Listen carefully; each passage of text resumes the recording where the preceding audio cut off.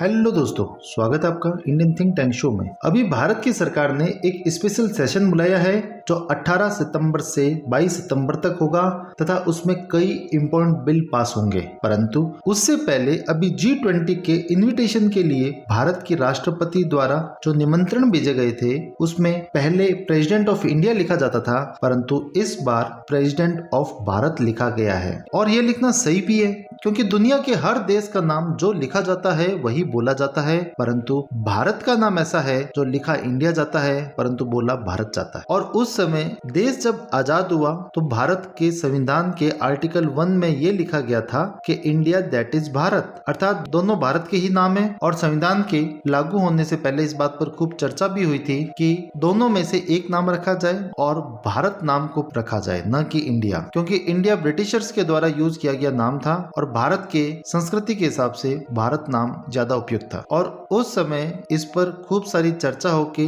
बात रह गई थी, इसलिए ये दोनों नाम आज तक संविधान में चल रहे हैं। परंतु अभी G20 के इनविटेशन जो एक वायरल हो गया था उससे पूरे देश में ये चर्चा चलनी शुरू हो गई कि नाम क्या होना चाहिए। यहाँ विपक्ष का ये कहना है कि विपक्ष ने अभी चुनाव के लिए एक ग्रुप बनाया था जिसका नाम इंडिया रखा था, तो सरकार जानबूझकर इंडिया नाम हटाकर भारत रख रही है जिससे हमें नुकसान हो। परंतु सरकार का ये कहना है कि विपक्ष ब्रिटिश मानसिकता में जी रहा है तथा भारतीय लोगों का इंडिया नाम से कोई लेना देना नहीं है और हमें अपनी संस्कृति के हिसाब से अपना नाम रखना चाहिए, इसलिए इंडिया की जगह भारत नाम यूज होना चाहिए। और मीडिया के लोग भी देश के बाहर जब खबर बतानी हो तो इंडिया वर्ड यूज करते हैं और जब देश के अंदर कोई खबर चलानी हो तो भारत वर्ड यूज करेंगे। और आज भारत की जनता अपनी जड़ों की तरफ लौट रही है और भारतीय लोग भारत वर्ड से ही कनेक्टेड हैं, इंडिया से नहीं, इसलिए हमें भारत वर्ड ही यूज करना चाहिए। परंतु ये शब्द कहाँ से आए, कैसे आए, इसके लिए हमें थोड़ा हिस्टोरिकल बैकग्राउंड समझना पड़ेगा। दोस्तों, सिंधु नदी को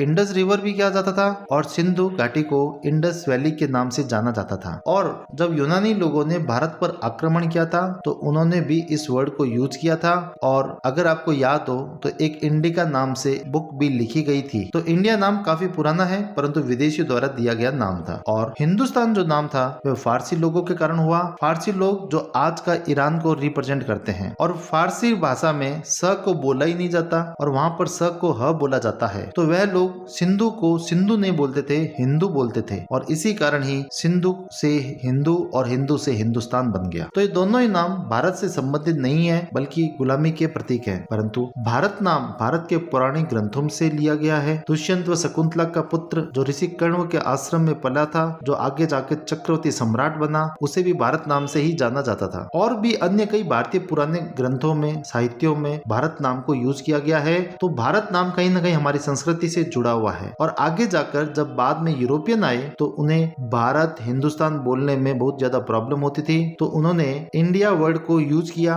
और धीमे धीमे सभी यूरोपियन लोग इस वर्ड को यूज करने लग गए। उसके बाद ब्रिटिशर जो भी एक्ट बनाते तो उसके अंदर इंडिया वर्ड ही यूज करते और इससे धीमे धीमे इंडिया वर्ड बहुत ज्यादा पॉपुलर हो गया। और 1947 में जब देश आजाद हुआ, भारत और पाकिस्तान बना, तो उस समय भी इस नाम पर काफी विवाद हुआ क्योंकि पाकिस्तान के जिन्ना ने ये कहा था कि इंडिया नाम इंडस वैली से आया है और सिंधु नदी ज्यादा पाकिस्तान में बहती है, तो ये नाम पाकिस्तान को ही मिलना चाहिए। और जिन्ना ये नाम इसलिए जाते थे क्योंकि ब्रिटिशर्स इंडिया के नाम से रूल करते थे तथा अब जिसको ये नाम मिलता उसका मतलब वह ओरिजिनल कंट्री की तरह ट्रीट होता और दूसरे हिस्से को ही अलग देश माना जाता। परंतु इंडिया नाम आज के भारत को ही मिला और जिन्ना को नया नाम पाकिस्तान रखना पड़ा। तो इससे पूरी दुनिया में मैसेज ये गया था कि पाकिस्तान एक अलग राष्ट्र बना है, भारत तो वही ओरिजिनल राष्ट्र था जिसे ब्रिटिश कंट्रोल करते थे। तो अब जैसे ही भारत में ये चर्चा चलनी शुरू हो चुकी है कि भारत वर्ड यूज किया जाए और इंडिया वर्ड यूज नहीं किया जाए, तो तुरंत पड़ोसी देश पाकिस्तान में ये चर्चा चलनी शुरू हो गई कि भारत अगर इंडिया नाम छोड़ता है तथा